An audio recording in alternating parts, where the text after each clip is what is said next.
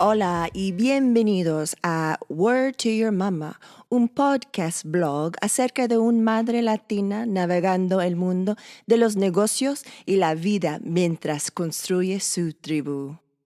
I don't know if that sounded okay, but there it is. Big shout outs to one of my Spanish instructors, Alejandro. I appreciate it. He's the one that translated my tagline in Spanish. Welcome to episode 6. This is the one with a good friend of mine, Kano Kid, an amazing artist, animator, crazy New York dude. He's one of the four of us from You Heard, hashtag thanks get. And I wanted to change it up a little bit and focus more on a little bit of his influences, on his current health journey. And then we get into a topic we discuss in episode 2 with Lilium and Elisa, colorism and all that stuff, and discussing the N-word. So let's get into it. He's funny as fuck. And he's Latino, and just because he doesn't look like Latino doesn't mean he isn't Latino. He's Ecuadorian. His people are Chinese Ecuadorian, but not Latino nonetheless. Just because I'm not as fluent in Spanish as I want to be doesn't mean I'm less Latina, right? Especially the way I look. So, I mean, it's a spectrum, kids. It's a spectrum. You can be all different shades. You can or cannot speak Spanish. It doesn't change the fact that you're Latino, Latinx, however you identify.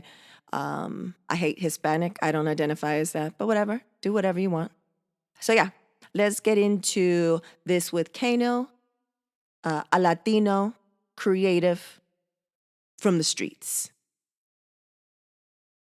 Nice. All right, man. Kano Kid. I refuse to say your government name. I will not do it. I won't do it. Nobody calls me by that unless they purposely want to fuck with me, but nobody calls me by that. Yeah. You know I love to fuck with you, but I still won't do it. Like it doesn't work for me. It doesn't work. It doesn't fit. I don't believe it. That's good. I appreciate that. I don't believe in your government name. Yeah. My slave name. Kano, hailing from Queens, repping NYC. We've been recording, fool. We ease into it. We ease. You know, so it's just a convo. It's just a convo. We here. You like how I did that? I was just like, you're probably like, well, you know where I'm from, bitch. Why are you saying all this shit? Yeah, I was just like, Earth to Ritzy. What's going on? But go ahead, yo. Pop me up. I'm here for this. So the good thing is that what I like to do is I don't do the big intro on someone until after I record. And so I don't have to do too much. But here it is. Here you are. But what I wanted to talk about how, you know, you're one of the hardest repping New York people that I know. Love it. You can always like you've been out of NYC for 10 years, right? In 10 years now, yep.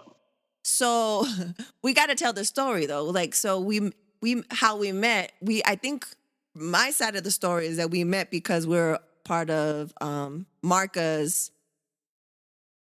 toy. What was it called? Yeah, he'd released a Big Buddy series. Oh, see. Which was a blind box series, and he had a bunch of artists in it. And knowing how Marca is, he had some West Coast peeps and East Coast peeps. You were on the West, I was on the East at the time, and that was around the time when the toy was released. So there was an event in New York and an event in California. Yeah, and then so we like met online. I think it was kind of like the beginning of Twitter. Didn't I meet you like on Twitter maybe? I can't even remember. I just remember the first time I saw you was on. They were doing interviews at San Diego Comic-Con around Dove's booth. Okay. I think Marca posted it, and they were interviewing all the artists that were present. And then you were talking, and I was like, "Yo, Marca, who's this chick with the combat hat? You had like a military hat on."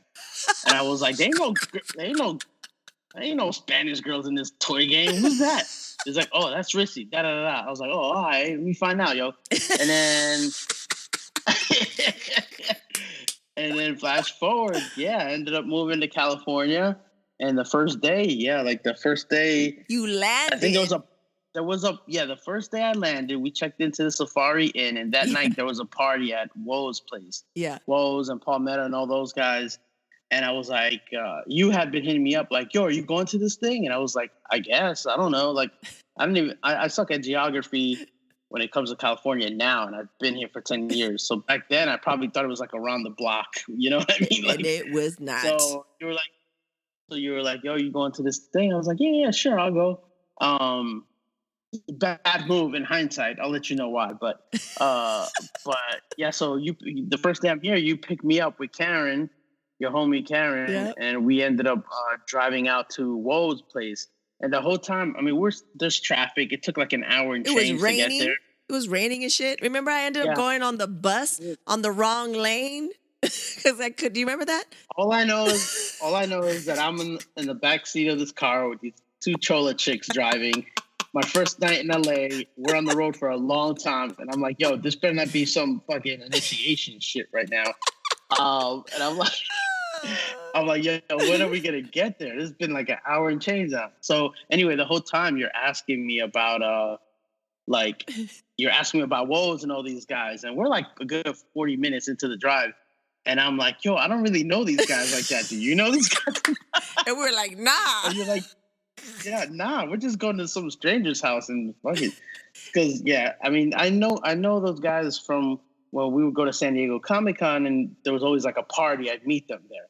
Yeah. But it wasn't like I knew them like they you were were people. homies, you know? and you like talk on the Nah. reg and shit like that. And Nah. so just so people know, like Woes was part of the series, so that's how we kind of all knew each other. And I think I met Woes, and then maybe once I think they came to my birthday party. We had like this dope birthday party with my homie Joshua. He had this crazy like penthouse loft downtown with like indoor, Nice. outdoor. It was like dope. And so I had just met them. I think maybe we just did the Big Buddy event downtown at Crew S.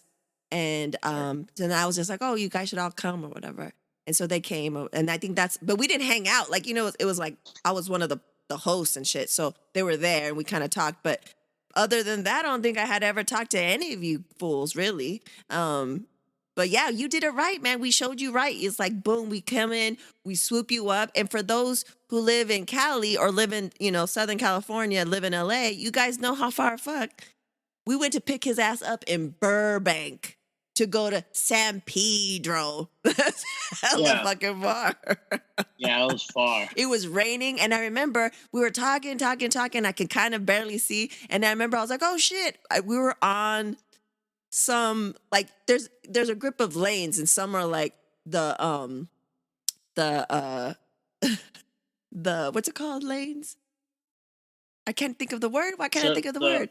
Carpool lanes, like the carpool lanes, right? And then there's the ones that are just like for buses only, because we have some crazy system on the 110 going south where only buses can go because the bus stop is in between all of the freeways. Right. So it's like a bus only lane. So I'm on the bus only lane and shit. And but we end up making it. We end up having a good time because it was like Woes and all, like a group of art people. It was good times. Yeah, there's a lot of people there. Yep.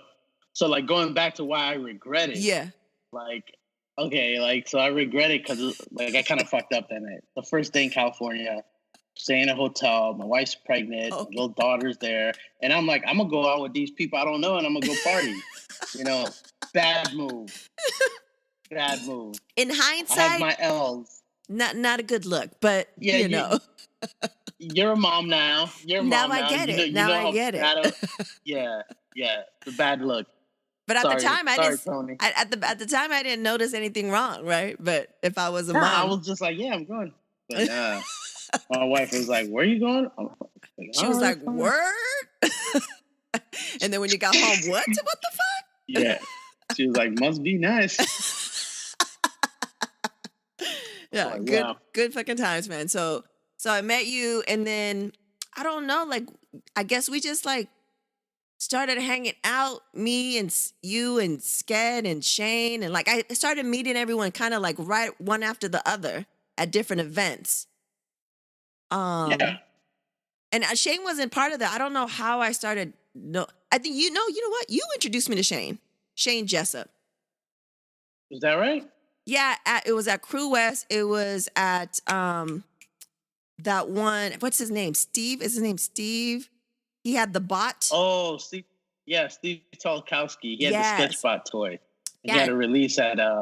That's when you met him. I thought you met him before that. Nah, like Shane. we maybe talked, maybe Twitter or some like social media or whatever, and then you're like, "Oh, yo, this is Shane," Okay. and I was like, he doesn't look like the dude in the picture because either he had hair or didn't have hair.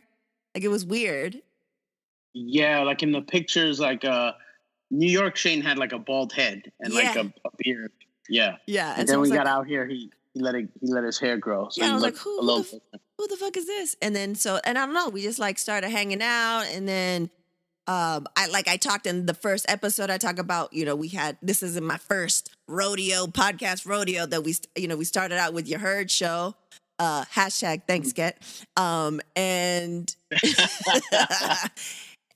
but we started that. I don't know.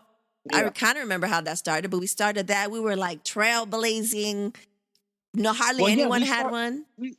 We started it because we just found we were like kindred spirits in this toy space, and we were kind of like, yo, this shit is like I mean, it was kind of square and nerdy and geeky, and there was like not really that much hip hop about it, and we all spoke the same language, so we were like, yo, let's do like a podcast where we're all like talking just blowing up spots and talking about corny people and just like slow your roll and this and that. So it was very much like it was like Drink Champs kind of without the booze, but like we were really like no holds barred, just talking shit about people, and at the same time talking about art. And at the time, like I wasn't going out as much as you guys, but you guys were like going out to all the art shows, so we actually had a lot of stuff to report back on. Yeah, and I thought it was cool because when I moved from New York and I moved here, when you look at LA art scene from like social media point of view, and if you're in New York, it looks like there's tons of shit going on every night, and there actually was. Yeah. So it's like it's like, man, all these people that want to go, that want to know, oh, how was this show and how was that show that I had a piece in, but I'm in New York and I can't make it. Like I want to hear how it went, and we would happen to be at those shows. Yeah. So I was like, we had content for it, so it was like cool to just have a podcast about that. And, life changes. We got busier and we weren't able to go to shows as much as we used to. But I think that was the initial part of it, Yeah. But then also, don't you think like it changed? Like, even if we did have a podcast, we wouldn't have as many shows. I mean, right now we're in a fucking pandemic, but pre-pandemic, it seemed like it shifted, right? Like, not that many people were going. Maybe there weren't as many shows. A lot of places shut down. They didn't make it. It just seems different. Well, I think the scene changed a lot too, right? So like, even us as artists, we kind of went from like going to a lot of custom toy exhibits to like going to like art festivals and like mural events and stuff like that. So we also kind of like shifted in the industry, like the custom toy shows and all that stuff, that kind of died out, and those stores kind of like didn't last, like you said. But then there was like other shows, and we just kind of just shifted to events, I think. Because we're going to music. You guys were going to music festivals that combined art with music festival, and we were going to Art Basel and stuff like that. So it's a little different than just like just a Gallery 1988 show or just Yeah. Yeah, we were evolving. We were evolving ourselves as people, as artists, and then the scene was evolving and shit. But talking about how doing research, I was like, let me be professional and let me do a little research. But you've talked about it before. We've had conversations. But one of your inspirations is Keith Haring. Yeah. And was it because of him you realized that you didn't have to do, like, what was it about him? Was it because he didn't do just one thing and he brought like commerce and made it accessible? Or what was it about Keith Haring that got you going into it? Well, for me, Keith Haring, what I mainly liked about Keith Haring was that, if you're coming up as an artist and you go into art schools, there's always this competitive thing that is like, there's always a measuring pole of like how good you are as a draftsman, as an artist. How good can you draw equals how good of an artist you are, right? And Keith Haring was like the first person who I saw having a very successful career where he was just doing really simple line drawings, right? So it showed me that it's not about how good you are, but it's about how you can promote and sell what you have to offer. You know, you could spend your whole life trying to perfect or master an art form and you won't get there. But if you spend time just kind of like, yo, this is what I got. This is my bag of tricks. Now let me market it, let me promote it, and let me find a lane for myself with my own style. So he was the first person who I saw do that. I'm sure there were tons more, but he's the first one who caught my eye. And the fact that he was doing like Swatch watches back in the 80s and doing collabos with like Absolute and like all the things that all the ill artists do now, right? Yeah, he was doing that's real.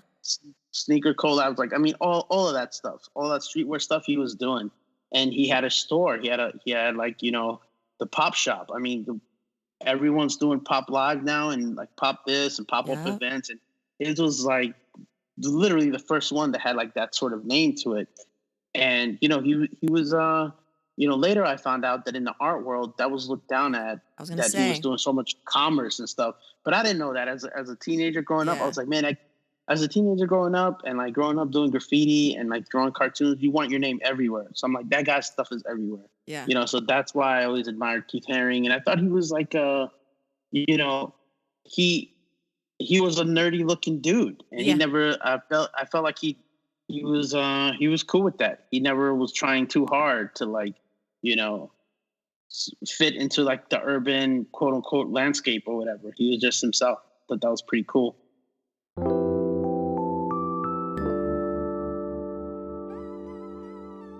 Staying competitive in these dynamic times means having the right technology at work for your small or medium-sized business. Whether your goal is to grow, downsize, or modernize, Panoply BPO provides the right combination of tools, support, and affordability necessary to make it a reality. Visit panoplybpo.com. That's PANOPLYBPO.com to schedule your no-obligation consultation today. Mention WTYM and get your 13th month of service for free. PanoplyBPO.com. There is a better way.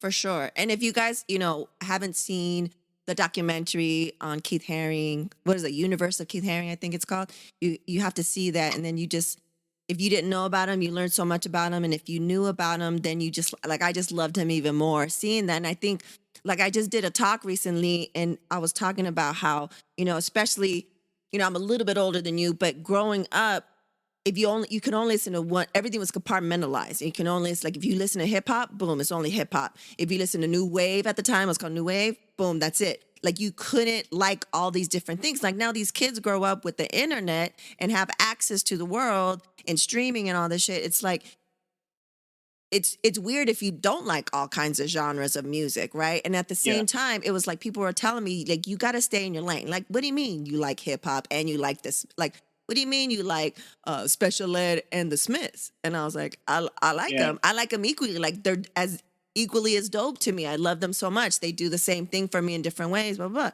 And then it went to art. I was like, I felt like I wasn't an artist because I was like, I'm not like homeboy in my arts high school, like, you know, where he's like drawing 24/7. Like you see him at lunch and he's drawing. And I was like, well, I don't feel like an artist because that's what I thought was an artist, you know?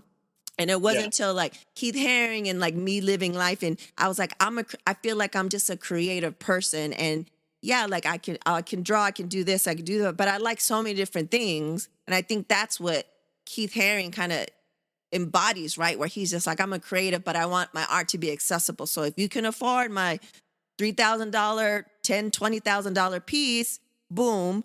But my shit is on a pen. Couple of dollars. But like, I mean, also he was like, you know, he's a guy who was criticized a lot when he was alive because he used to give a lot of stuff away. Like in the art industry, you're supposed to kind of like keep tallies on your artwork and where it ends up. But he was like, he was always drawing in sketchbooks, on skateboards. He would draw on everything, and his style was helped him do that because it was so simple, right? Yeah. So like, yeah, for me, I just thought he was dope for just making the most of a technique and what he's doing. And, I come from both schools. Like I trained to be as good as I can be as a draftsman so that I could work in a industry like animation. And then once I was there, I kind of like went back into my roots and wanted to just be more expressive with my own style and my own art. So I have like a lot of respect for people who, like who make a hustle in their own lane out of like their style or their art, their personal stuff. Yep. Yeah. So, I'm taking these. I don't know if I don't think I told you guys I've been taking these Spanish classes and stuff, and so You don't know how to speak Spanish? I know how to speak Spanish, fool, but I'm trying to speak it at another level, otra nivel. Okay. Oh, okay. I'm My bad. conversational. I'm like, they told me I'm a B1, a B2, and I was like, what does that mean? And they're like, oh, there's like a chart, a European chart, blah, blah, blah. You're like intermediate, and I want to be advanced because I want to have conversations like we're having, pero en español. And so I was talking to him about something. He's like, oh, eres artista. And I was like, sí. And I was like telling him, and I was like,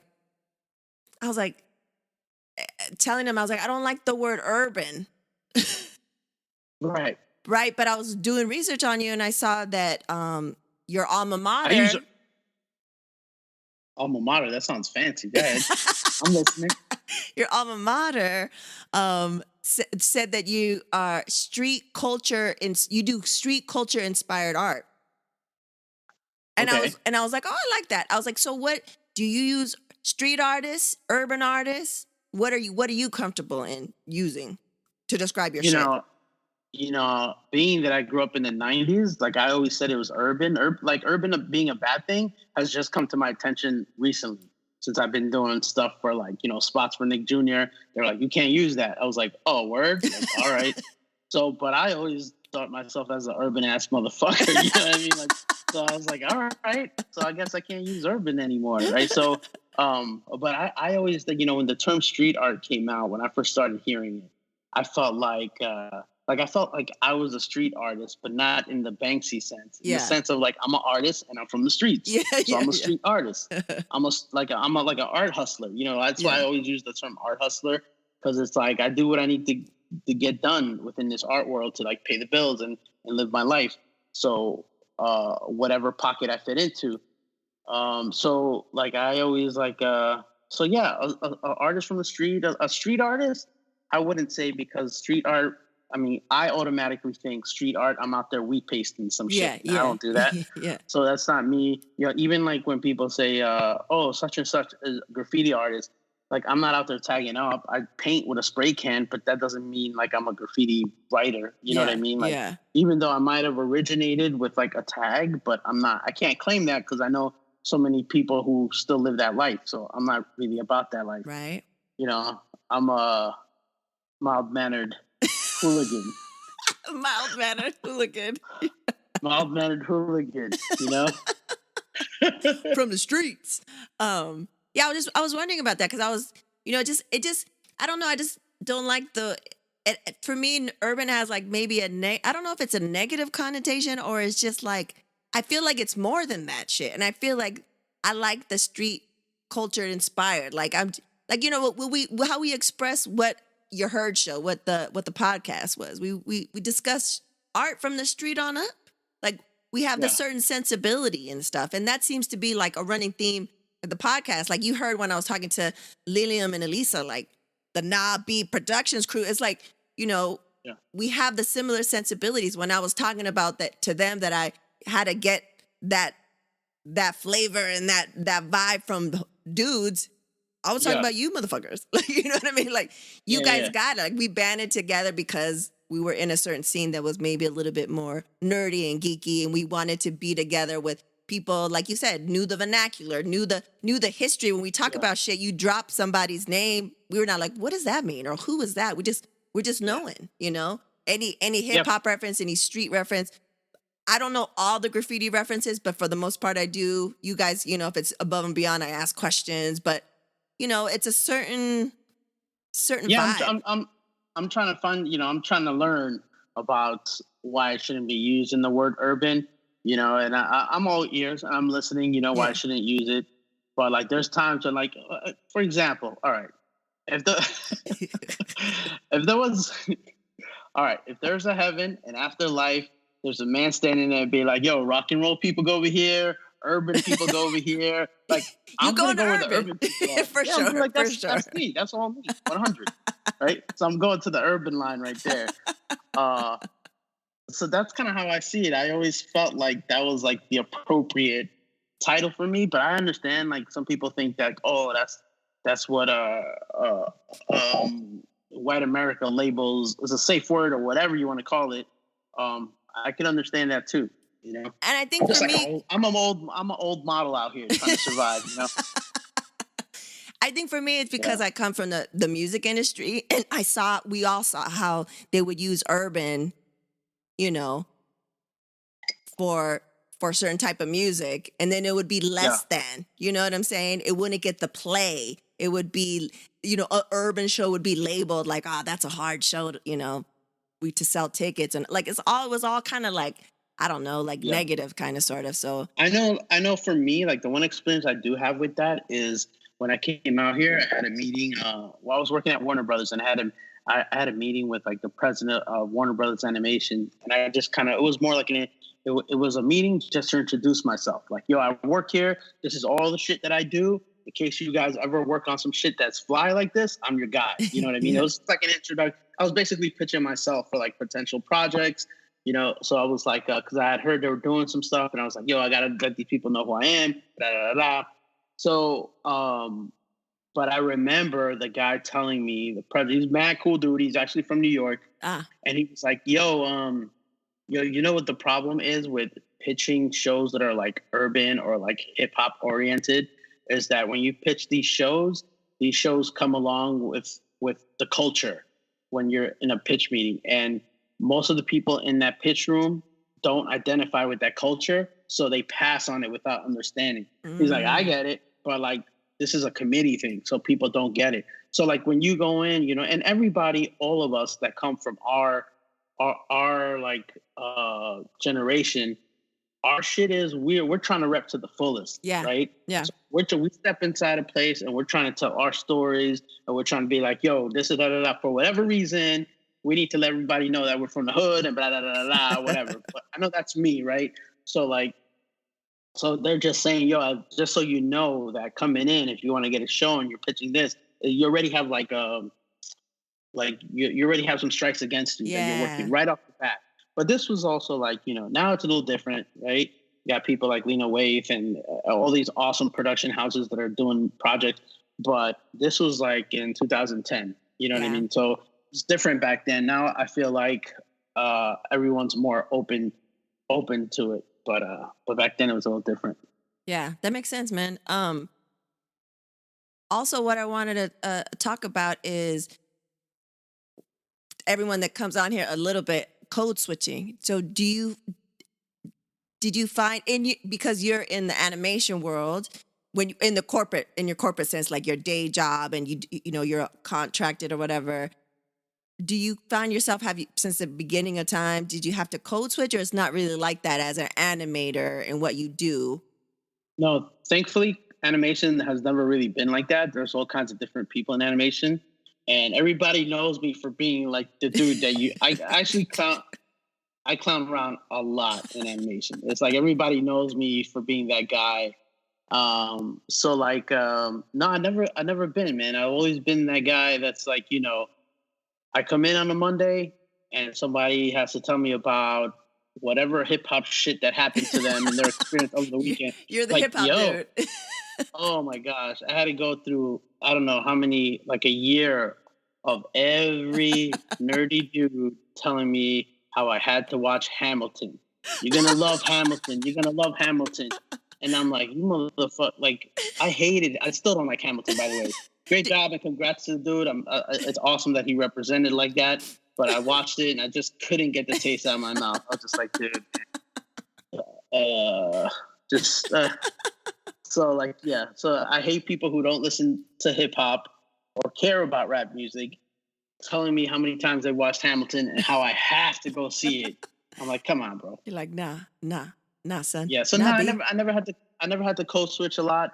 You know, I have to code switch a lot in other areas, like say, like my in-laws live in Ohio. So when I go over there, I just chill out. But I don't look at it as code switching. I just look at it as I have these different parts of my life, different ways I act around different people. You know what I mean? For sure. So it's like, you know, when I'm back in the hood, it's 1993 and we're talking about 1993. You know what I mean? There's like no, that's just the way it is. And I know that can't fly anywhere else, you know? That's real. But that's just how it is, you know? Speaking I can adapt. I have to, you know, we all have to be different people sometimes. You can't go into a bank acting a hood, you know what I mean? That's like, real. Especially when you're young, you might feel like I can't compromise. And I don't feel like it's compromising either, but you might feel like I got to keep it real all the time. And when you're older, you're like, yo, let me see. Maybe I'm going out for this. Maybe I'm trying to get a mortgage. Maybe I'm trying to act like I know what the fuck I'm talking about. You know, I can still wear a fitted like I'm wearing right now, but I need to know what I'm talking about. A little bit more respectable. And like Dave Chappelle says, you know, like that skit when keeping it real goes wrong. Like it can go, man. You have to know when to pull it back. And yeah, for sure. Like code switching. Luckily, I was in the music industry and I didn't really have to code switch, but you know, I had to be professional. And it's funny because it's funny that you say that you were the hip hop dude and everyone that had any type of hip hop experience had to come back on Monday and tell you. And it's funny because I just realized, like, mad years later, everybody was like, oh,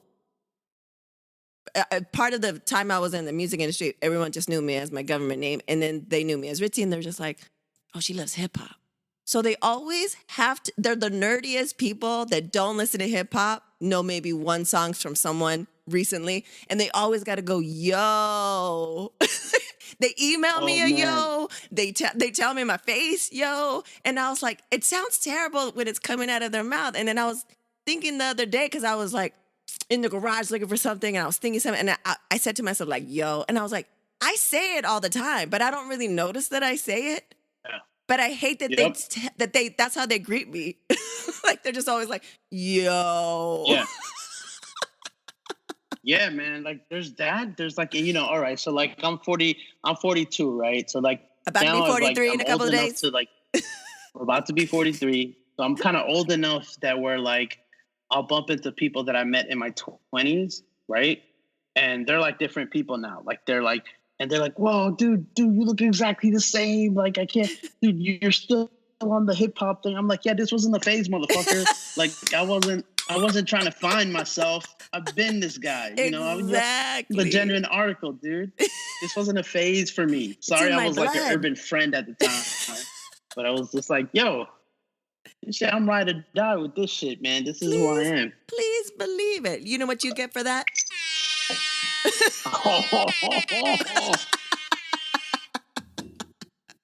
How to bring out the Jamaican horn, the dance hall horn for Kano. Oh, please believe it. I'm going to use it in future episodes. I'm excited. I'm going to see how it sounds. But yeah. I think that's hilarious because I've never heard anyone else say that too. And so it's funny because I was just thinking about that. And I was like, oh, I do say yo all the time, but they don't get to say it to me. They're not about that life. Yeah. Oh, man. So before we move on to something else, I wanted to touch upon something that you and I have talked about a little bit is how is representation not in the actual animation that comes out, because we see that slowly changing a little bit and, you know, voice acting and stuff like that. But as far as animators, how different was it? Was it very diverse when you started out in NYC to when you came out to the banks? Well, when I started my career in animation, I always thought, you know, I started my career at MTV, and to me, MTV was really diverse, right? I always saw a really good mixed group of people, and maybe because it was in New York, and maybe because it was MTV, but it was mixed, and not just racially, but culturally. You know, you just had all types of what you think MTV would look like if you walked into it. You know, so that's how it was, and I always remember that as fully representational. You know, MTV is where like I had like gay friends for the first time. You know what I mean? Like, and like they were openly gay. You know, and it was like cracking jokes about them being gay, and they were snapping back. You know, it was that kind of place. So sometimes I feel weird when I hear or I see panels and they're talking about representation in the animation industry, because I'm like, wait, like I've always seen but then again, you know, like I'm not black, so I don't see that. Yeah. So I don't know how that feels. It might feel a certain way. I know that when I'm in Ohio with my in-laws and we're around family and we go to like a church on a Sunday and I'm the only non-white person in there, I just feel like, oh shit, like I notice it. Yeah. Like it takes a lot for me to feel unrepresented, because I always feel like if I'm in the fucking building, we represent. You know what I mean? That's how I always feel. Right, you know what I mean? right. Like I'm here now. Yeah. You know, but sometimes that's the only time where I felt like I was like, wow, it's like I am the only non-white person in here. That's wild. You know? Yeah. And my Japanese sister-in-law. It's me and her. We just like Rep it for the world. Rep it for the world. we're just there getting all kinds of looks. Not mean looks, just like, oh, are you guys here with no, we're here with this family. Some foreign students. Yeah. So like, let me see. So New York, I always felt it was mixed, right? There is a lot of and then when I moved out here, it's mainly been white and Asian, you know, dudes, big time. There's some Spanish people, but not no, girls too. There's a lot of females. So white and Asian animation out here. Yeah, men and women. Got it. Yeah, that was a big difference between New York. There wasn't that many women in the industry. Not compared to out here. Like I knew all the girls in New York animation. You married I felt like I knew one. all the girls when I left. I married one, yep. and then I moved out here, and there was like tons of girls, like all different like races and whatever, and like all of them badasses. Like everybody was amazing. Nice. And then so there was definitely more representation in that side. And I can only talk for the studios that I've worked at, the Cartoon Network. I mean, Warner Brothers was it was heavy white and Asian, and everyone's like my age, like middle age, 40 to like older. You know, Cartoon Network, everyone is very mixed, gender, all that. Yeah. And it's young. It's like I'm the old guy when I go to Cartoon Network. I'm like one of the old people there. You know? So like tell that story of when someone came in with a new haircut. And you're like, what was the story? You're like, you said someone would come in, and because you're always the oldest dude, and someone would come in and be like, I see you used a Flowbee. Oh yeah. I clown everybody out. I'm that guy who clowns people at work, and people don't get it, but I do it just to amuse myself. Like straight up, like, yeah. So yeah, this one dude came in with a haircut, and I think his wife cut his hair, and I was like, "Oh, you did that with the Flowbee," and like, I thought it was the funniest shit. I blew up his spot. I was in the pantry, and then like 3 people looked at me like, "What's a Flowbee?" I was like, "Yo, y'all corny, man. How you know? Get on your Googles, man. How you don't know what a Flowbee is, bro?" That kills me every time. Oh my God. If you guys are listening, you don't know what a Flowbee is, you have to see it to believe it. This is the kind of shit they were doing the infomercials at, and they're trying to get us to buy it. Oh my God, amazing. Yeah, I clown on mad people. But everyone kind of like knows what I do. You know what I mean? I'm not offending anyone. I'm just making fun of you. And I'm making fun of you for what you wore to work today. Like, yo, you left the house like that, bro? And then like I don't know. I'm still in high school in some ways. I don't know. Oh, the best. You can let me tell you something about Kano. We have like a thread. We're all, like pretty much daily, right? And you can always count on Kano to throw some hate but like in fun and like good fun. Like he's always hating. He's always like, it's hilarious. Like it's the best thing ever. Like as soon as I share something or like, something goes down, I know from the corner, boom, here comes Kano with some shit. And it's hilarious. It's like the best shit ever. But yeah. So moving on. I wanted to talk about like I said, everyone talks to you about your art and all that shit. They could look that shit up. They could see, watch. I don't know. I don't know if they're archived, but you were recently on Twitch. We were all watching you on Twitch. The Fat Buddha Bar. Oh yeah, they are archived. Yeah, you could go there and you could watch it on their Twitch TV, Fat Buddha TV. It's a cool show that they have where they have like sometimes they feature an artist, like a visual artist, and they complement that with musical artists. Mine's we had Large Pro and Juju from the Beatnuts. Juju from the Beatnuts. That was a beautiful thing, Kano, to watch that unfold. Yeah. Like it was like queens and queens in the house, and it was like talking about the old days and hood life, and getting jacked, and it was great. I told my wife I was just like felt really happy talking to him because like. Sometimes like people I work with ask me about how it was growing up in New York, and I stopped talking about it because at a certain point, this shit sounds like I'm making shit up. Yeah. It sounds like I'm making a movie, and like it's like I sound like an old guy talking about I scored 20 touchdowns, but like I don't lie about that shit. It's real, right? Yeah. So when I have somebody like Juju on there, and I'm talking to him, and we're talking about the type of neighborhood it was, he's confirming it. And I haven't had that in a long time. Like I don't meet that many people out here that are from my neighborhood, or that lived through those years. So to know how crazy it was, but so it's dope just to kind of like talk to somebody and be like, I see, so it's on record. It's on that YouTube video. You can watch it. Exactly, like legit from that area. Someone to back you up, co-sign all the shit, all the stories you've ever said and shit like that. Like that was dope. That was amazing. So I figured like that's covered. This ain't for that. You know what I'm saying? And unfortunately, because of the kind of shit we said, we can't release old school You Heard Show episodes. It's just not happening. It's not happening. Right. Because it's kind of bad. It's kind of bad. They were fun as fuck though, but it was kind of bad. But what I want to talk to you about, and it's going to be another constant theme that I'm going to have on here, especially when I talk to all kinds of people, but especially the men, the dudes, especially dudes that come from the quote unquote urban, scene and stuff that a lot of, younger cats, kids, younger generations can look up to. And it's a certain vibe, and they're coming from a certain place that, may not be open to thinking certain ways about certain things. And I want to talk about health. And I mentioned to you guys when I saw Esteban Oriol, he was on Instagram Live talking to LA Taco. And, he reps the hood hard, right?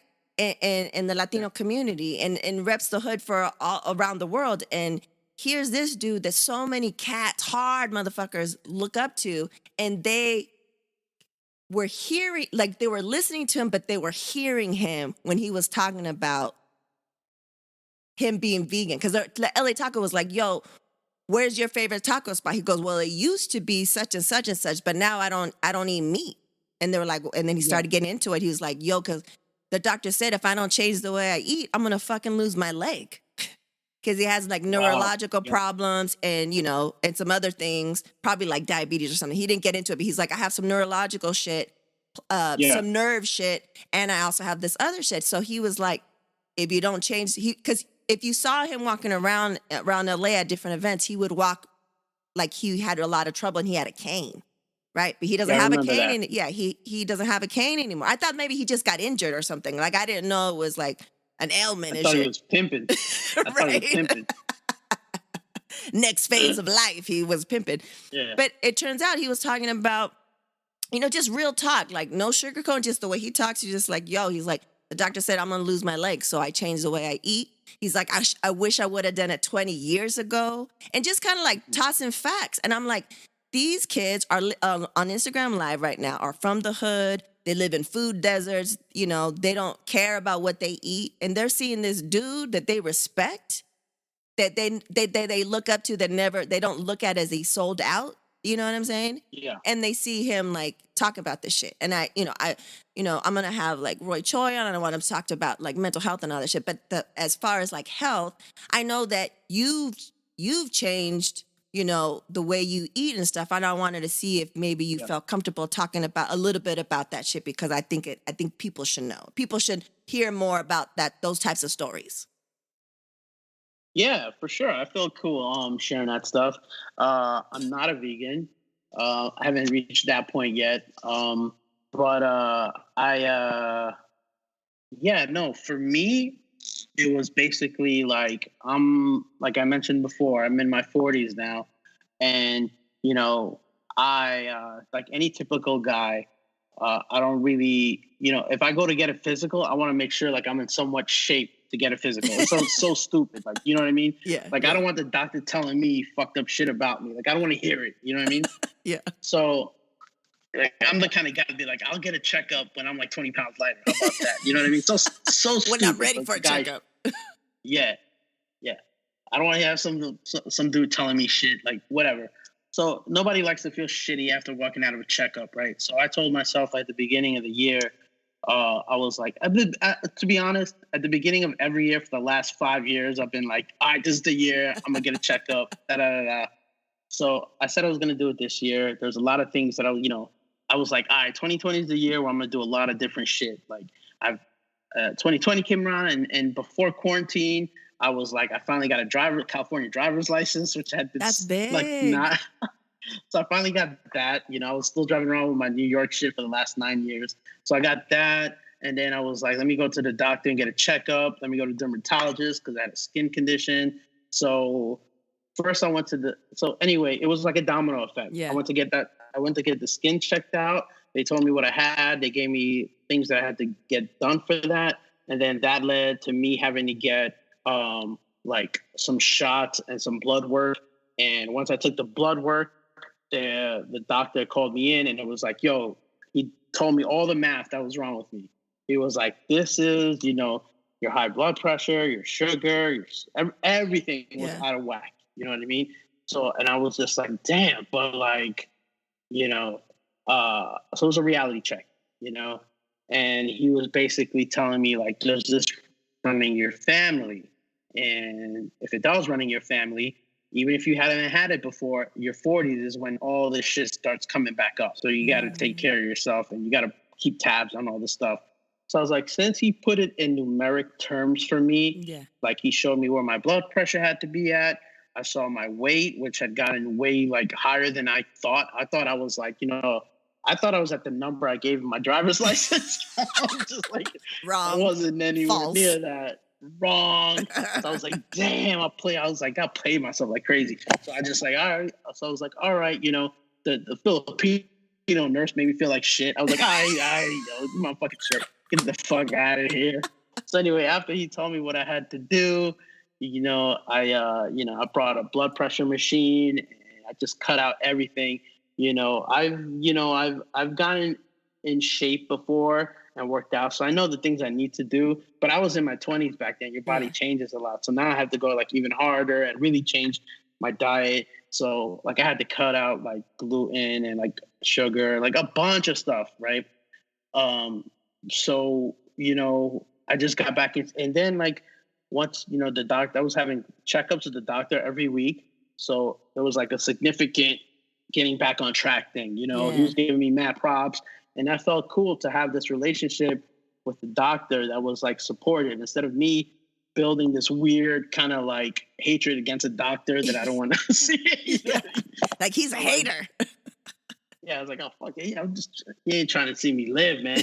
But like, but yeah, so like anyway, through it became like a journey, you know what I mean? And I was like really, I became really like, I got really into it. And then after I came down in weight, I started introducing workouts and all the gradual process. And then like we got stuck in quarantine, and I was like, oh, I'm gonna go even harder now. Like I'm just home, and I'm just gonna be cooking like da-da-da. So I just went, and I've just been on track with it. And my health is great now in terms of like all my blood pressure and all that stuff is great. I feel like I just feel better about stuff, you know. Yeah. And then like Te also miras like you bien. know, Te miras muy bien. thanks. Flaco, the new nickname, Flaco. Every time I say, "Oh, míralo flaco, qué flaco." And then like and then I supposedly I was snoring before really loud. I don't know. I never heard it. But wifey was like, you're not snoring as loud as you were before. I was like, Oh, oh my bad. So yeah. So all that kind of stuff is good. And yeah, so I just basically for me, it was like, yo, my age is at a certain point, and I also like, you know what I mean? Like I've like in the last 5 years, I have friends that have just like died in their sleep and shit, and like just heart attacks or people who just kind of like bottom out and like, like I feel like we're too young for that shit. You know what I mean? please So believe it. I was like, all right, let me take care of myself. And my father's in his 80s and he's had his health issues, but he's always rebounded and he's been a pretty strong person. So he's been talking me through like, how to like gradually do it and like control it and like just stay on top of things. So, as much as this sucks to hear, it's just old man shit that you got to get used to doing. Yeah, You know, that's right. basically, party's over. I can't be bullshit and like, it's just a responsibility of having to eat a certain way and like, and just keeping tabs on stuff. And it's like, yeah, whatever. I ate like shit and I ate what I wanted to eat for like the 30 years of my life. So it's just like, It was a good run. It's kind of, yeah. So I'm like, all right, I don't miss anything, to be honest. Yeah. So I'm just like, whatever. But I haven't gotten to like, I don't go vegan yet or vegetarian because I feel like I still need, like I cut so many things out of my diet that I need protein. And I can't eat because of my skin condition. I can't eat gluten or any of that stuff. So I have to stay on track. I have to make sure that I'm getting enough calories and protein and stuff like that. Yeah, that makes sense, man. I mean, it's a good. I just love seeing it. Like we didn't know what was going on, and then you just were like, oh yeah, the numbers came in and da da da da da, and I was just like, oh, I love to see it, and you're posting, a little bit, pictures of yourself with your peaches at Trader Joe's. Yo, you guys, people love to hate, man. They love to hate me. I love seeing it. I love the evolution. I love the confidence and the swag, the peach swag. Yo, you know what got me in trouble? I have to say, my bad latte habit, that got me in trouble.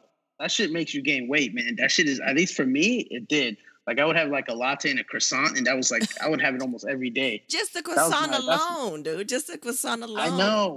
I know. Them shits is fucking good, They're man. so Oh my good. god. So good. So like anyway, so that all got me into a lot of trouble, I think. So and then like also based on it was weird too. I was getting all these anxieties and stuff before, and I think it was because my blood pressure was high and all that stuff. But I would kind of like almost like panic, and I never had that before ever. Yeah. So I was like, all right, now I don't have it at all. Like I think it was connected to my high blood pressure. Yeah, So, yeah. that sucks. I hate those. I didn't have them either until like maybe a couple years ago, like after my surgery, and I had it on the plane, and I was like, what is this feeling? This sucks. Like it just felt like in the movies, like everything's like my blood just like dropped and like I started like cold sweating and I was like, what is happening? And I was just like, I didn't know what to do because I've never had one.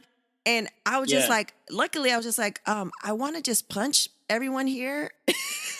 And I was like, so I'm just going to breathe and try to calm the fuck down. And I was like, what the fuck was that? And I came back and I was asking and they're like, that was a panic attack. I was like, that sucks. I was like, I don't want that shit again. I got through a thing too. Also, like when I was having like anxiety that one year, like I had all these places that I needed to fly. Like I was flying back and forth a lot, and I'd never been like scared of flying or anxious, whatever. Yeah. But I started getting that a lot. I started really panicking, and so I started watching these and if you have like a fear of flying or something, like go to YouTube and look it up. And there's all these different ways, all these ways of tricking your mind into just relaxing and cooling off. Because what happens is like it's called like a hijack. Like your brain gets hijacked by fear, and then you lose control. But they say if you count from 10 backwards, you kind of reset your brain a little bit. Yeah, it's like it resets it. There's all these little tricks, and I wrote them all down. And like when the next time I flew, I did all of them, and them shits worked, man. I was like, Yeah. wow, that shit is awesome. Like Same. Like I felt like it was coming on when I was flying the next time, and then the last time I flew, I was like, man, I was kind of shook. I was like, I don't know how it's gonna be, because plus I was gonna be in a smaller plane because it was a smaller plane flying from out of here, man. and I was like, I don't know. I was kind of stressed out, but then I was like, do the breathing, calm it down, feel some shit, like ground yourself, like remember some shit. But the breathing helps me so much, like because it's just like, but you just have to remember it. But that shit sucks. Well, like also like on the Apple Watch, if you have like an Apple Watch, there's like a breathing thing there. That shit helped me like crazy. Whenever I would have like a panic thing, I would just like hit the breathing thing, and it vibrates on your wrist when you're supposed to inhale deep and let go. Like nice. It helps you do it. Nice. But I'm not fancy. I don't got a Apple Watch, but must be nice. It is nice, yo. Must be. Okay, let's go. I got apples, I got peaches. All the fruits. Let's get into what now that we've done a couple episodes. They were called rapid fire questions, but now they're called the not so rapid fire questions. Shoot. I think you cheated a little bit because you've heard some of the episodes. Oh, excuse me for supporting my friend who started a podcast. So let's get into it. Other people were blindsided, but here you go. Okay. What are 3 words you use to describe yourself? 3 words I use to describe myself. Let's know this. One is urban. No, absolutely not. Here we go. Tall, dark, and handsome. Oh, we're speaking in opposites, huh? We're speaking in opposites. Yo, this is an audio podcast. They don't know that. Okay. I'm not even. No, that's it. There it is. There it is. What's the best piece of advice you've received? Man, the best piece of advice I've ever. It wasn't advice, but it's a thing I always remember, and I actually shared this with you. It was from my grandmother, and she said it in Spanish. I'll say it in Spanish. I'll translate it in English. She said, "This is in regards to house guests." Oh, she said, "Hasta el muerto apesa después de 3 días." So that basically means even a dead person stinks after 3 days. So if you have house guests, they're overstaying their welcome, or they're there too long, or if you're staying at somebody's place and they don't say anything, 3 days is the limit. You need to make some plans bounce. Yeah, that's good advice. Yeah, I was young and I was crashing on my friends' places and stuff like that on vacation. It's just like, after some point, it's like, you wear out your welcome. You gotta roll. Yeah, family or not, yo. It's like I always remember that. Yeah, always pops in my head. Yep. Your abuelita was dropping gems, giving you bars. Yeah. So the next one, what are you doing to dismantle the patriarchy?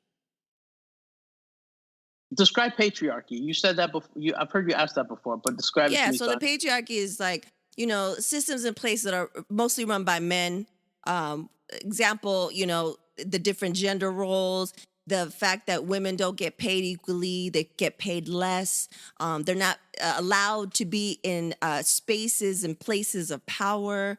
Just shit that's, just skewed towards men. Everything in life, everything in this world. So like, what are you doing to dismantle the patriarchy? And especially when I ask dudes, it's like, how are you setting an example so that you have a daughter? How are you setting an example? Or what are you doing to show her that, she doesn't have to be kept down by the patriarchy. So she doesn't have to be like, well, I can only do this because this is for girls only. This is what girls do. This is what women do.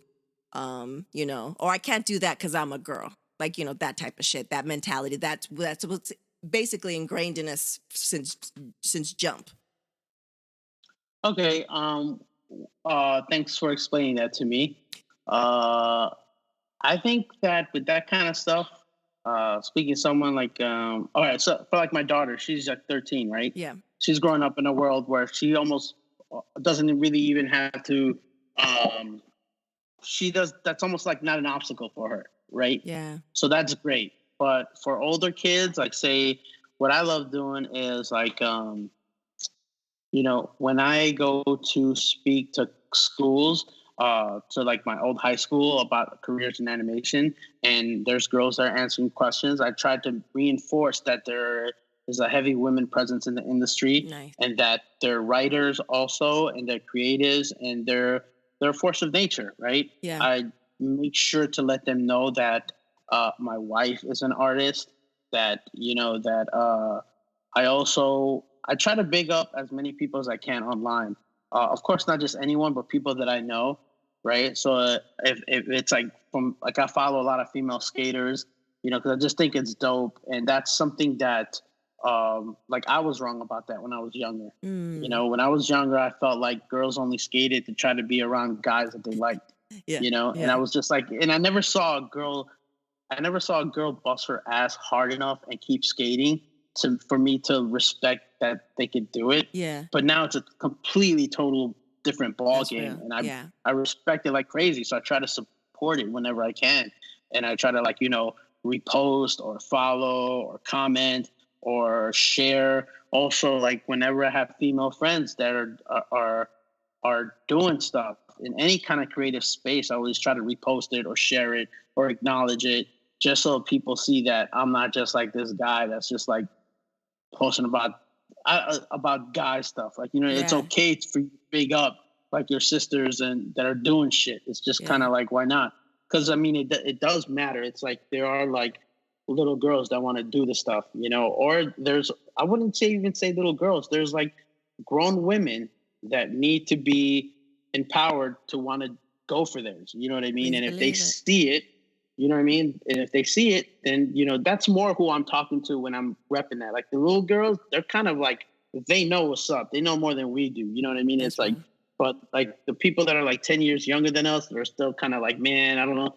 I try to share it and spread the knowledge, I guess. Yeah. You know? You do I will say that you do a good job of that, and you never mention and say like, "Oh, she's good for a girl." You're just like, "Oh, she's dope." You know? Da da da. Yeah, she's dope. You recognize that and stuff like that. But I've asked you we've asked this before on the thread, but have you seen Betty yet? I have not seen Betty. I have not seen Betty, but I follow almost all those girls Yeah. on social media. I think you'll really like that cuz they also show dudes in there, but I mean, it's just and it's your city, Well, like like your city's like a big, character in it and stuff, and I love it. I love it so much. it's so cool to like see that, man. It's so cool to see like Rochelle and like Rihanna and those girls that skate. They're so first of all, they're good. Mhm. You know what I mean? Like they take the falls and they bust their asses and they come back, and you could tell by the way they skate that they're committed and they're the genuine article. Yeah. And it's just dope to see that because and not only that, but if you follow them on social media, they're very welcoming to any girl that wants to start skating. Yeah. I And that's love that's seeing the that dope shit. thing. That's the Yeah. dope thing. Yeah. And Because that's there's what I like about the show too. And uh we talk about it here a lot. Like back in the days, that wasn't the thing because there weren't that many spaces that allowed girls or women in them. So if you're the one, there can only be room for one. So if someone else tries to come up, they push you down. Like you try to push them down because you're like, nah, yeah. you ain't taking my spot. There's only one spot, And now, the girls coming up, the couple of generations behind us, they don't know what that is. They don't know that feeling. They're all inclusive. They're like, yo, let's roll together. Let's unite. Let's do all like I love it. Like love that shit. Okay. This one I changed it up for a few people. This next one. What's the song that you play to get yourself hyped? The song that I played to get myself hyped. The split hype for what? Like, are we going to the club tonight? Like, Am I trying to? Do I have to beat a like deadline? you're gonna get a deadline, like whatever. It's universal. That universal track that gets you hyped. Like, oh man, like I need some oomph. I need like, I'm about to paint the wall. I'm about to like go in front of a group of people, or I'm about to like I need to crush this shit. But I'm kind of like I need to get hyped. What? Like mine is We Made It. Ghostface Killer. Like it gets me hyped every time. It's the right level of hypeness and rawness and like it always works for me in any situation. All right. So, damn, that's tough because for me, like I could listen to anything by Mobb Deep, and it'll Yeah. do that. You know what I Yeah, mean? yeah. Anything by Mobb Deep. Um, if I'm flying to New York for New York Comic Con and it's about to be a poppin' ass time, Yeah. you know I'm landing to Empire State. Like that's got to be on my headphones, right? Yeah, yeah. And then when I leave New York and I'm coming back to California, and I know wifey and the kids are here, you know, throwing some Rocket Man. I see. You got for different things, for different moods, for Yeah, different man. modes. My life's a movie. That's how I play. It's gotta have a soundtrack.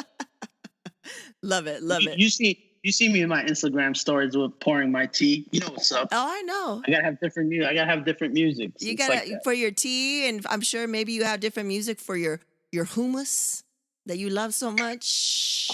Well, you guys hated on my hummus, right? Look how many people eat hummus now. Oh, okay. Final question before we bone out of here. What will be your legacy? Oh yeah, I've heard you ask this. This is a tough one. I was trying to figure it out because I don't want to get too up on myself. But I guess my legacy would be that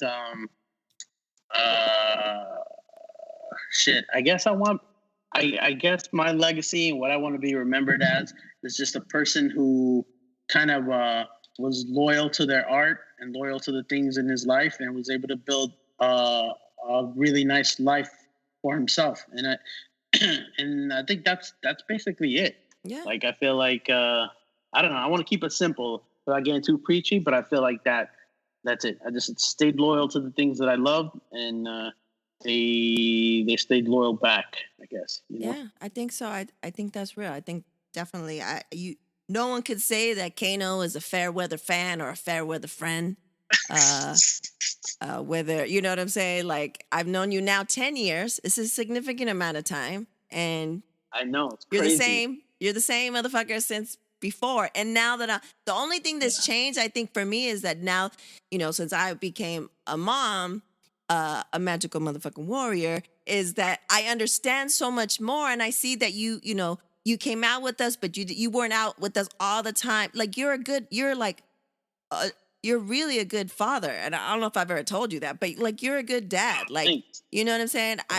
I like what I'm hearing now that I understand it because I'm in that world. I was like, he's a good dad. Like he. Oh, you mean like as opposed to you guys giving me shit for not for not coming out? Yeah, I wasn't knowing. I never thought I'd have children, so I was like, I don't get this life. Like, come on. Look who's showing up fashionably late. Oh, my bad. I had to give my daughter a bath before I came out tonight. Jeez. Yeah, so yeah, I think all those things you said, I think it for sure is your legacy because you don't change, and that's one of the reasons I love you because you're crazy, you're NYC to the fucking death, and I love that shit. You're so hardcore. No. So it's good, man. Oh, there was one thing I wanted to talk about, but that'll be for some other time. I know you're on the time restriction here, but I'll let that some other time. What is it? Let's get a preview. I wanted to chime in on the N-word a little bit. No, let's talk about that shit because you and your peeps were talking about it. We mentioned you on episode 2 on the Not Productions Light, and we mentioned you because when you and I have had discussions, you were just like, nah, like I say that shit all the time. We just say it. It doesn't matter. Okay, well, hold on a second. It actually does matter, okay? And I don't say it all the time. I mean, anymore, over there. I do say it.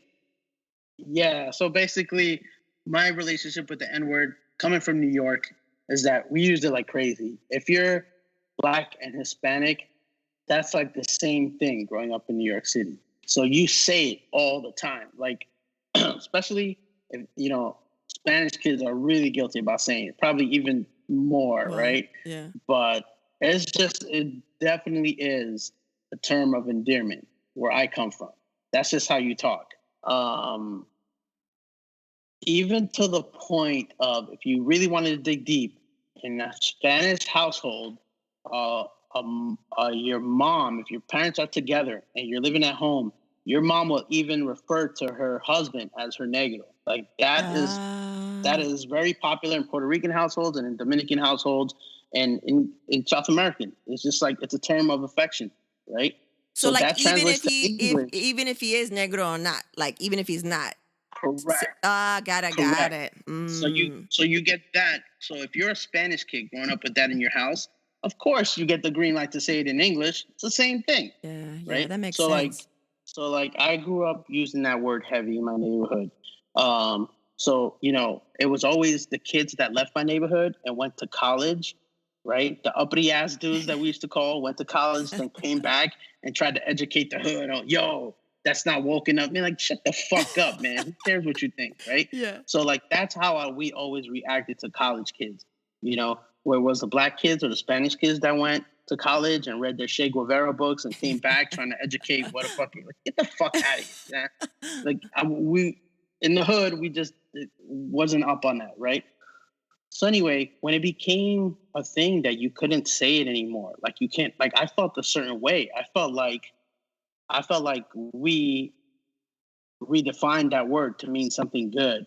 So then I have somebody from a college come back and tell us that it was bad, and it was like they were giving that word the power back. You know what I mean? Yeah. Like, so it was weird. So I felt I was young and kind of like stupid. So I felt like, yo, nobody's gonna tell me how to talk, man. I say whatever the fuck I want to say, And people always say, yo, you say what you want to say, but you might get punched in the face. Real. Well, I was down for that too. Then swing. Yeah. And like let's shoot a fair one then, like whatever, right? Because we were about that life. So anyway, but it took me getting older to understand, like, no, you idiot. If it's offending people, maybe you shouldn't fucking say it. You know what I mean? That's right. But I had to grow into that. And I also had to have like, my brother was with his girl and she was black and they had kids. Now I have nephews. And do I want to be using that shit around my nephews? Like, no.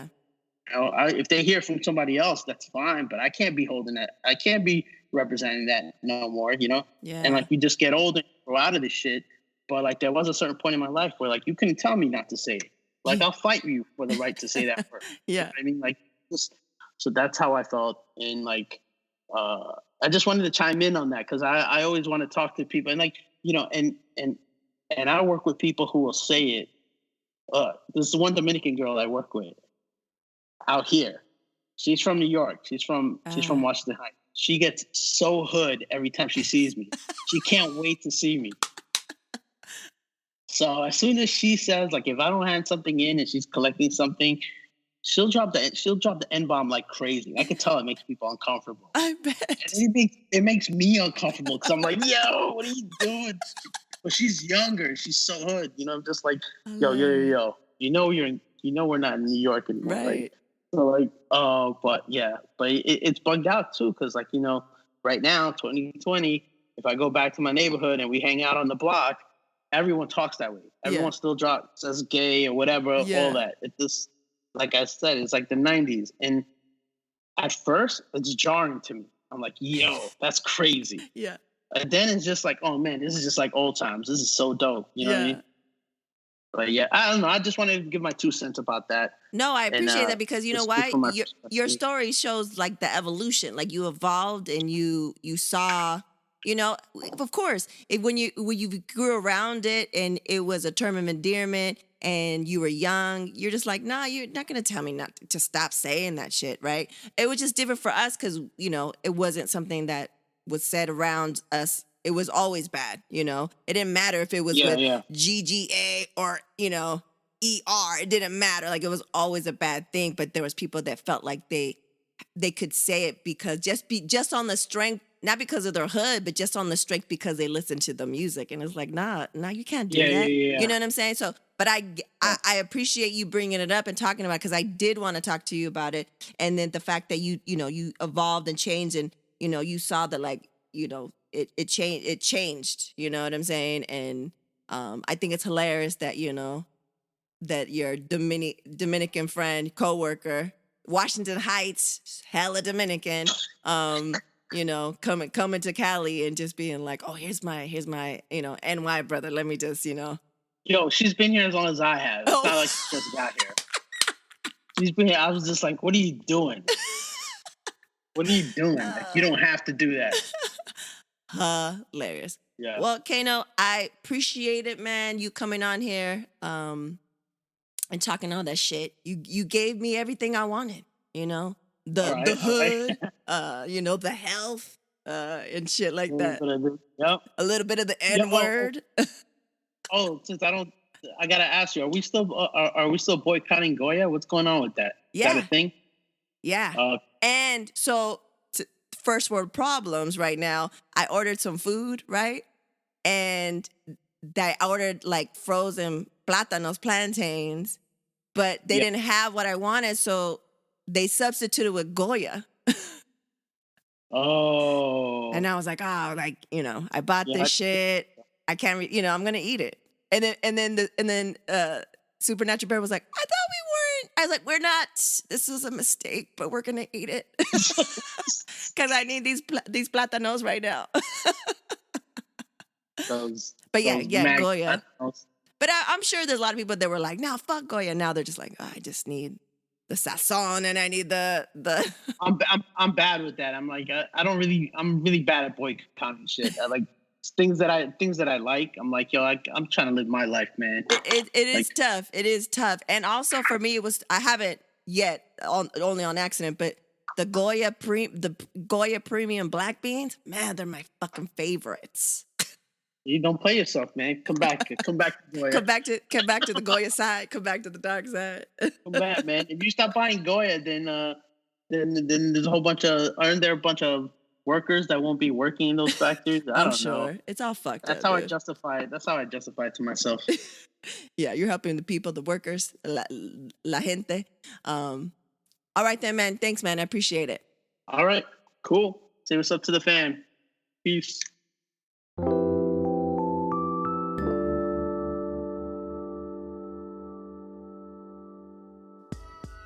Yeah, yo, you know what it is. It's the People's Champ, your boy Kano, artist at large. And since Ritzy didn't let me talk about my art stuff on the podcast, I just want to let y'all know.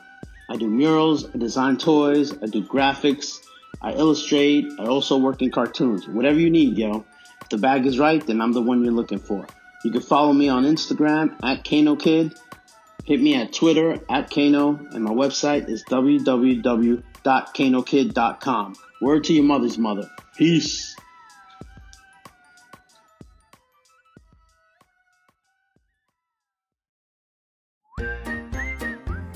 And now, introducing the Supernatural Bear Corner. Supernatural Bear. Hello, this is the Supernatural Bear, and I just want to talk a little bit about representation. It really matters, and what Uncle Kano did in a Neck Genius show that I used to watch called Blazing the Monster Machines is invent and help design a character of color, and I just think that is awesome. Representation matters. Hope you guys think the same. See ya. Peace. SMB is out. Peace.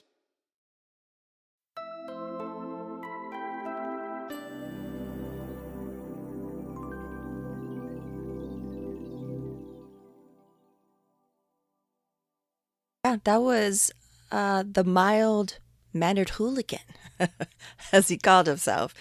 Thanks to Kano Kid for coming through. Good person, good dad. Check him out on his Instagram because he loves to post with his peaches in front of Trader Joe's, and he brings out different kicks and stuff. No, but I love that dude. So I wanted to just say real quickly, just, triple, quadruple check that you guys are registered with the right address, with the right name, any periods, dashes, whatever, because they're really out here trying to do the most. Friends that have, signed up to work at polling places have been giving us the tea, and it's a hot mess. So do whatever you can to make that vote happen. Also, super quick, maybe you didn't know, but we have a store on the Word to Your Mama site. That is right, kids. A store, a shop, if you will. You can purchase a Stevie Wonder pen, a Prince pen. They're both are illustrated by moi. And bonus, the Voltron pins illustrated by the Supernatural Bear are up there as well. So check that out. Also, if you were like, oh, I'm cool, I don't need a pen, but what other ways can I help out? You could for sure leave reviews on Apple Podcasts. And if you want to go the next level, go and hit the donate button that we have on our page on the website. Yeah, kids. A lot of ways to help spread the word. I appreciate you listening, and the feedback that we've been getting has been fantastic. So thank you so much. It makes all the hard work worth it. And again, as always, love and peace to Liberty and the family who are finally out of quarantine, have their new joint in New Zealand with an amazing view of the ocean and living that COVID-free life. Because some places in the world had great leadership by women, and they're out of there. We'll be in here for a long ass time. Wear your mask, kids. All right then, peace. We reap. Word to Your Mama is owned and produced by Ritzy P. The intro beat is produced by Nico Beats. And as always, it's brought to you by RitzyPeriwinkle.com, DorianSharp.com, and PanoplyBPO.com.